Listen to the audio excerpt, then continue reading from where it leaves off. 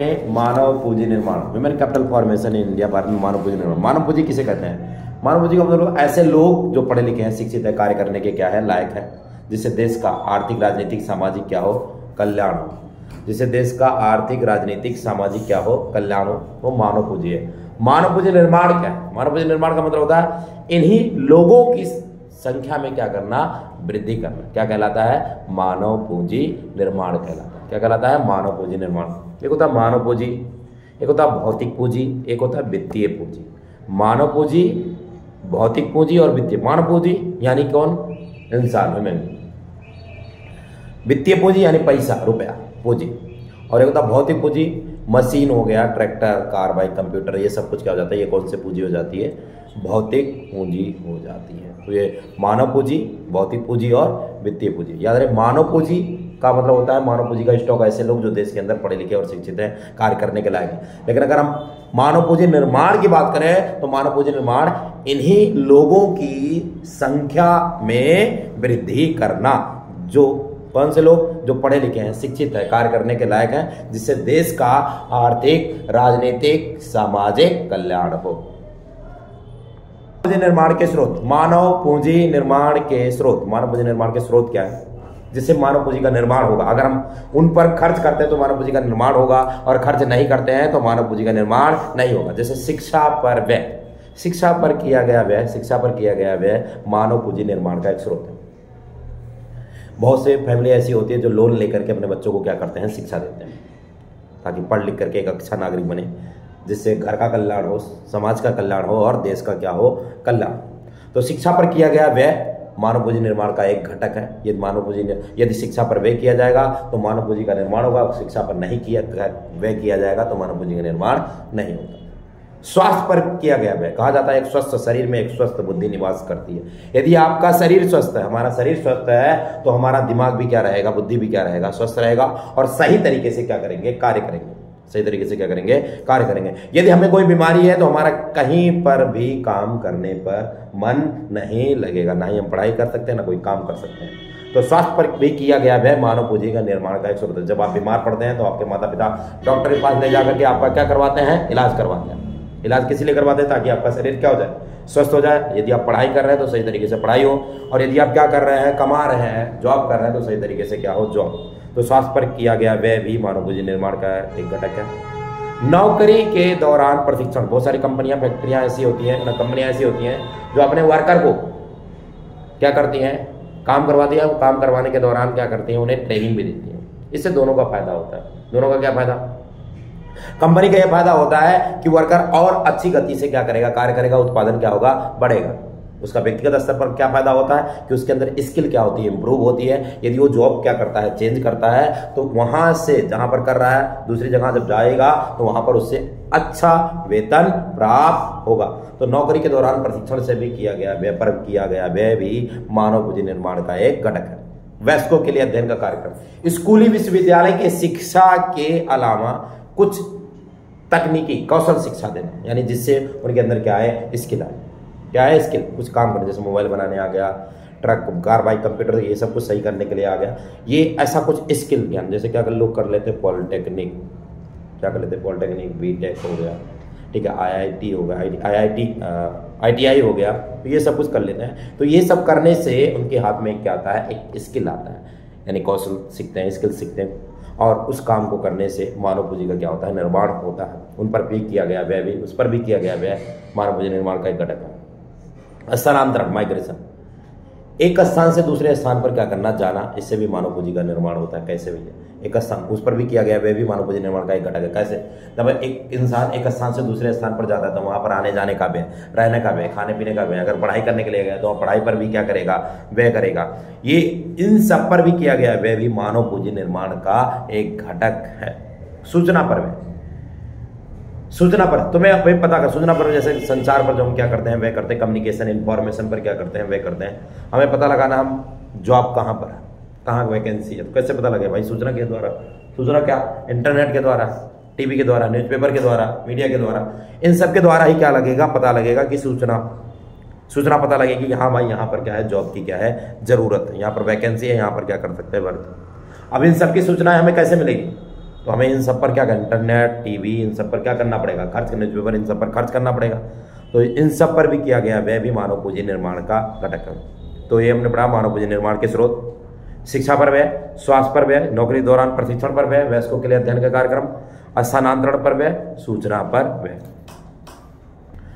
भारत में मानव पूंजी निर्माण की समस्याएं, भारत में मानव पूंजी निर्माण की समस्या, मानव पूंजी निर्माण की समस्याएं क्या है? बढ़ती जनसंख्या। पहली समस्या क्या है? बढ़ती जनसंख्या। भाई देश के अंदर कोई भी समस्या है तो उसका सीधा सा मतलब क्या है भैया? जनसंख्या। रीजन क्या है? जनसंख्या। जनसंख्या की वजह से क्या हो रहा है, क्या हो रही है? समस्याएं हो रही है। तो मानव पूंजी निर्माण की समस्या में पहली समस्या क्या है? बढ़ती हुई जनसंख्या। तो जनसंख्या बढ़ने के कारण मानव पूंजी निर्माण में की समस्या आती है। कैसे एग्जाम्पल लेते हैं? जैसे कि आप घर के अंदर इकलौते हो तो आपको अच्छे स्कूल में पढ़ाया जाएगा, आपके अच्छी शिक्षा पर व्यय किया जाएगा, अच्छे स्वास्थ्य पर व्यय किया जाएगा, ठीक है। इन सब चीजों पर, माइग्रेशन पर भी, क्या स्थानांतरण पर भी अच्छा व्यय किया जाएगा। तो इन सब चीजों पर अगर अच्छे तरीके से व्यय किया जाएगा, खर्च किया जाएगा, आपके ऊपर ये सब क्या किया जाएगा? लगाया जाएगा, खर्च किया जाएगा, तो इससे मानव पूंजी का निर्माण क्या होगा? अच्छा होगा। लेकिन अगर वही घर के अंदर 4-5 भाई बहन हो तो घर वाला जो पिताजी हैं वो किस पर कितना क्या करेंगे? खर्च करेंगे। दूसरी समस्या प्रतिभा पलायन। पहली समस्या हमने पढ़ा जनसंख्या। जनसंख्या के कारण क्या होता है? सही तरीके से मानव पूंजी का निर्माण नहीं हो रहा, जनसंख्या अधिक होने का। दूसरा पॉइंट प्रतिभा पलायन। भारत के अंदर एक और गंभीर समस्या है क्या मानव पूंजी निर्माण में? वो क्या है कि भारत में लोग पढ़ते हैं, लिखते हैं, पढ़ लिख करके अच्छा इंजीनियर, डॉक्टर, अर्थशास्त्री, वैज्ञानिक, ये सब कुछ क्या करते हैं? बनते हैं, और बनने के बाद देश छोड़ करके दूसरे देश में पलायन कर जाते हैं।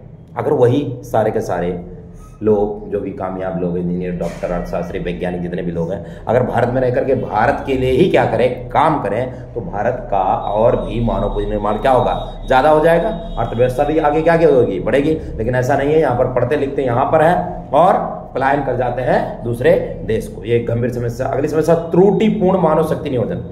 मतलब भारत की बाल श्रम, भारत की जो श्रमिक, भारत के अंदर जो श्रमिक है, श्रम बल है, वो बहुत ज्यादा है, लेकिन उनका सही तरीके से प्रयोग नहीं हो पाता है। कारण क्या है? बेरोजगारी। सही तरीके से प्रयोग, अगर वो सही तरीके से काम नहीं कर रहे हैं तो इसका मतलब क्या है? उत्पादन में क्या हो रही है? कमी हो रही। ये भी क्या है? समस्या है। प्राथमिक क्षेत्र में काम के दौरान प्रशिक्षण की क्या है? अपर्याप्तता। जो प्राइमरी सेक्टर है, कृषि क्षेत्र है, वहां पर खेतों में काम के दौरान प्रशिक्षण की अपर्याप्तता। वो वही पुराने तौर तरीके से क्या कर रहे हैं? काम कर रहे हैं। उन्हें आधुनिकता के हिसाब से ट्रेनिंग नहीं दी जा रही है। जो आधुनिकता, जिससे उत्पादन गतिविधि, यानी जो कृषि क्षेत्र के अंदर जो उत्पादन है, उत्पादन क्या हो जाए? बढ़ जाए। उन्हें सही तरीके से उन्हें सारी की सारी चीजें सिखाई नहीं जा रही है। वो वही पुराने तौर तरीके से क्या कर रहे हैं? काम कर रहे हैं। तो ये भी एक क्या है? समस्या है। निम्न शैक्षिक मानक। अगली समस्या क्या है? निम्न शैक्षिक मानक। हमारा जो एजुकेशन पॉलिसी है, हम हायर एजुकेशन पर क्या कर रहे हैं? ज्यादा ध्यान दे रहे हैं। हायर एजुकेशन क्या? कॉलेज की शिक्षा पर, विश्वविद्यालय की शिक्षा पर ज्यादा ध्यान दे रहे हैं। जो हमारा प्राइमरी लेवल की शिक्षा है उस पर ध्यान नहीं दिया जा रहा है। प्राइमरी लेवल की शिक्षा या ऐसा हो गया है, इतना बुरा हो गया है कि बच्चा 1 साल एक क्लास में क्या करता है? बिताता है, अगले साल उसे दूसरी क्लास में क्या कर दिया जाता है? भेज दिया जाता है। उसका सही तरीके से टेस्ट परीक्षा होता नहीं है, बस साल देख करके क्या कर दिया जाता है? अगली क्लास में भेज दिया जाता है। 12वीं तक आते आते ऐसे बच्चे मिल जाते हैं जिनको ढंग से हिंदी की रीडिंग करने तक नहीं आती है। तो ये भी एक समस्या है। निम्न शैक्षिक मानक एक समस्या है, जहां पर प्राइमरी शिक्षा पर ध्यान, बेसिक शिक्षा पर ध्यान नहीं दिया जा रहा है। शिक्षा का महत्व तथा उसके उद्देश्य। शिक्षा का महत्व क्या है? शिक्षा नागरिकों को जिम्मेदार बनाती। कहते हैं लोग पढ़ लिख करके बहुत ज्यादा जिम्मेदार हो जाते हैं।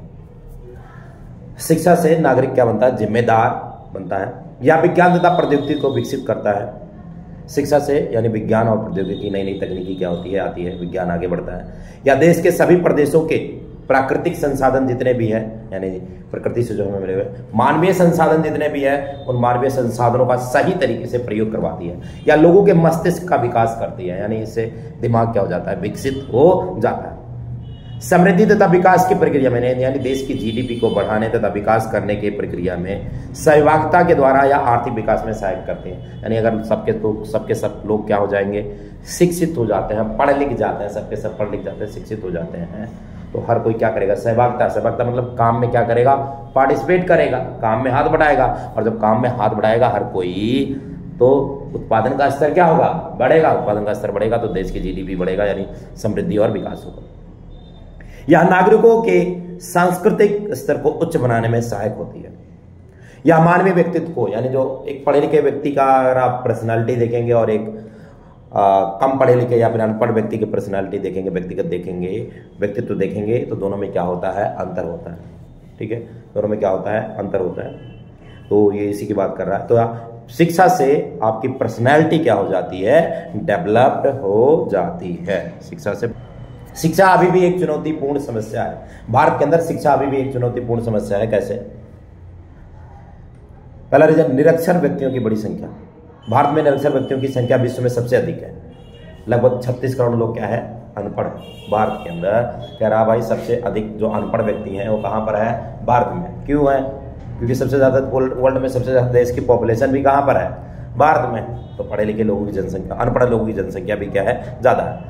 अपर्याप्त व्यवसायीकरण शिक्षा। हमारे यहाँ का जो शिक्षा है वो उपाधि प्रेरक है। क्या देता है? सिर्फ और सिर्फ क्या देता है, उपाधि। उपाधि बोले तो क्या, डिग्री देता है।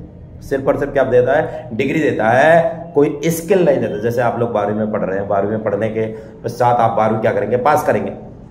पास होने के बाद क्या आपके हाथ में कोई गुण आया? क्या कुछ बनाना सीखा? क्या कुछ आता है? क्या कुछ भी नहीं आता। यानी हमारी जो शिक्षा है वो कैसी है, केवल उपाधि प्रेरक है, व्यवसायीकरण शिक्षा नहीं है, कोई स्किल इंप्रूव नहीं होता है। लिंग भेद करें, लिंग भेद होता, बालक तथा बालिकाओं को शिक्षा के अवसर देने में भारी लिंग भेद पाया जाता है। यानी कह रहे हैं कि जैसे हायर शिक्षा की बात करें तो जो प्राइमरी शिक्षा होती है, यानी 12वीं तक की जो शिक्षा होती है, प्रारंभिक शिक्षा जो होती है 12वीं तक की, वो तो हर कोई कर लेता है, लड़का हो चाहे लड़की, और कोई कर लेता है। लेकिन उसके बाद जो हायर एजुकेशन की बात आती है, ग्रेजुएशन के बाद की बात आती है, या फिर कहीं और दूर रह करके क्या करना, पढ़ाई करने की बात है, तो वहाँ पर लड़कों को क्या कर दिया जाता है, भेज दिया जाता है, लेकिन लड़कियों को नहीं भेजा जाता। ऐसा एक समस्या, ऐसी एक क्या है, भारतीय समाज में एक समस्या है।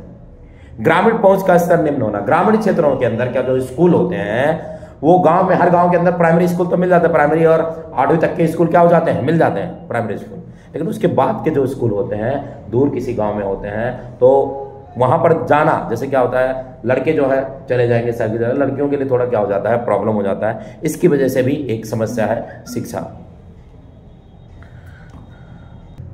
निजीकरण शिक्षा क्या होता जा रहा है, प्राइवेटाइजेशन होता जा रहा है। और प्राइवेट सरकारी स्कूलों के अंदर जो फीस है वो नाम मात्र की है, बिल्कुल भी फीस नहीं है। लेकिन अगर वहीं प्राइवेट स्कूलों की बात करें तो प्राइवेट स्कूलों के अंदर खर्चा क्या होता है, बहुत ही ज्यादा होता है। तो शिक्षा का निजीकरण होता जा रहा है, और निजीकरण होने के कारण भी एक क्या समस्या बनती जा रही है, मानव पूंजी निर्माण की समस्या, कि सरकारी स्कूल में सही से सही ढंग से क्या किया जा रहा है, पढ़ाया नहीं जा रहा है, और प्राइवेट स्कूल में ढेर सारा क्या देना पड़ता है, पैसा देना पड़ता है, फीस देनी पड़ती है। ये भी एक समस्या है। शिक्षा पर कम सरकारी खर्च, सरकार के द्वारा शिक्षा पर बहुत ही कम खर्चा किया जाता है। यही कोई 4 से 6% के आसपास शिक्षा पर व्यय किया जाता है, जो कि एक क्या है, गंभीर समस्या है।